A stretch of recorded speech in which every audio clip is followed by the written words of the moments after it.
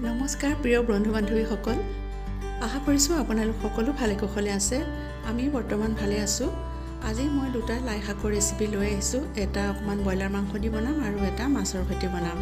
তেন্তে দেৰি নকৰি আহকচোন ভিডিঅ'টো মাজলৈ যাওঁ।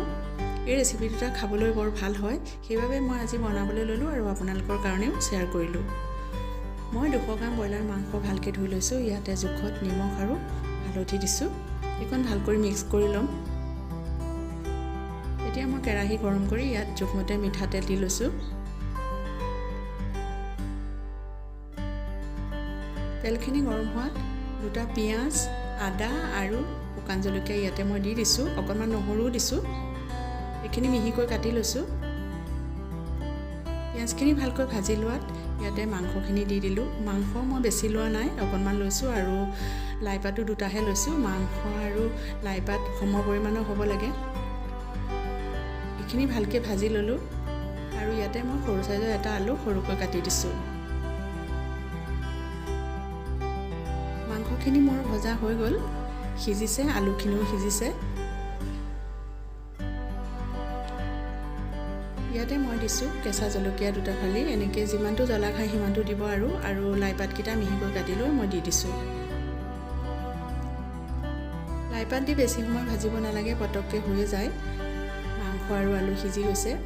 এইখিনি মই 1 মিনিটমানৰ কাৰণে ঢাকি দিম। আলু আৰু মাংসৰ সৈতে মিক্স হৈ যাব ভালকৈ। এয়া মোৰ হৈ গ'ল। ইয়াতে মই ধনিয়া পাত দি দিলোঁ, মিহিকৈ কাটি ল'লোঁ। লাইপাত আৰু ব্ৰইলাৰ মাংস এনেকৈ বনাই খাবচোন, খাবলৈ বহুত ভাল হয়। মই অকণমান বনাইছিলোঁ দুপৰীয়া ভাতৰ বাবে, সেইবাবে আপোনালোকৰ মাজলৈও আগবঢ়াই দিলোঁ ভিডিঅ'টো।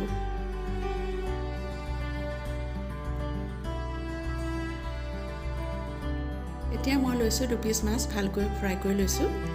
নিমখ অকণমান, হালধি সানি লৈছোঁ আৰু কাঁইটখিনি ভালকৈ গুচাই ল'লোঁ। এইটো মই মাছৰ পিটিকা বনাম। ইয়াতে মই মিহিকৈ কাটি লোৱা এটা লাইপাত দি দিছোঁ। মাছ আৰু লাইপাত সম পৰিমাণৰ হ'ব লাগিব। ইয়াতে কেঁচা জলকীয়া, পিঁয়াজ, আদা আৰু ধনিয়া পাত মই দি দিছোঁ।